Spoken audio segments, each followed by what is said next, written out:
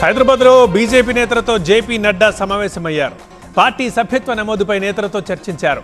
Party బలోపేతం, స్థానిక సంస్థల ఎన్నికలపై దిశానిర్దేశం చేశారు. సభ్యత్వ నమోదుని మరింత వేగవంతం చేయాలని ఆదేశించారు నడ్డా.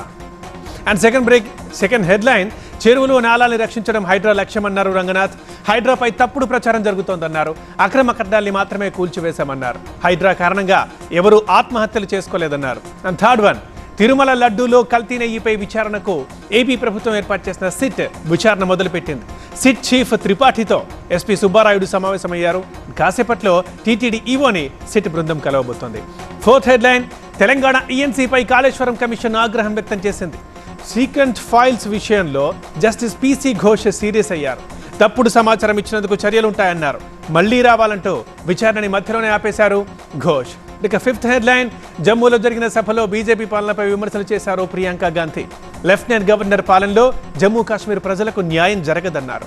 కాంగ్రెస్ ఎన్సీ కూటమి అధికారంలోకి వస్తే జమ్మూ కాశ్మీర్కి రాష్ట్ర హోదా ఇస్తామన్నారు. అండ్ సిక్స్త్ వన్, నేపాల్లో వరదలు బీభత్సం సృష్టించాయి. గత కొన్ని రోజులుగా ఎడతెరిపి లేకుండా కురుస్తున్న వర్షాల వల్ల 8 జిల్లాల్లో దాదాపు 39 మంది మరణించారు. 11 మంది గల్లంతైనట్లు అధికారులు ప్రకటించారు. సెవెంత్ అండ్ ఫైనల్ హెడ్లైన్, లెబనాన్లో హెజ్బొల్లా తీవ్రవాద సంస్థకి కోలుకోలేని దెబ్బ తగిలింది. ఇజ్రాయెల్ సైన్యం జరిపిన మిసైల్ దాడిలో హెజ్బొల్లా చీఫ్ నస్రల్లా హతమయ్యాడు. నస్రల్లా లాంటి టెర్రరిస్ట్ ఇక ప్రపంచాన్ని భయపెట్టలేరంటూ ఇజ్రాయెల్ సైన్యం ట్వీట్ చేసింది.